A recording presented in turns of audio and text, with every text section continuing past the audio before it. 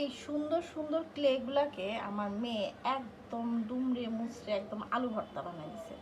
দেখেন কি অবস্থা করছে। এই কালারগুলোকে সবগুলা সে একত্রে করে একদম ভর্তা বানাইছে। এখন আমি চেষ্টা করতেছি এগুলা দিয়ে কী বানানো যায়, আর ও এগুলা দিয়ে খেলতেও পারে। তো প্রথমে আমি একটা বানালাম, এই যে দেখেন চুলা, এই চুলাটা বানিয়েছি।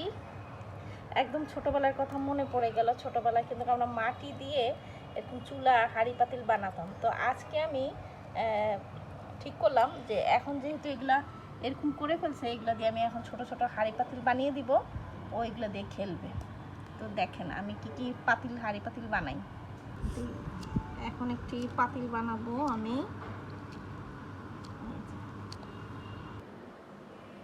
ক্লে দিয়ে দেখুন কি সুন্দর সুন্দর জিনিস বানিয়ে ফেললাম। একদম মনে হচ্ছে না সত্যিকারই মাটির জিনিস, কিন্তু এগুলো হচ্ছে ক্লে দিয়ে তৈরি করেছি আমি। নষ্ট ক্লে দিয়ে এত সুন্দর আমি হাঁড়ি পাতিল বানিয়ে ফেললাম আমার মেয়ের জন্য।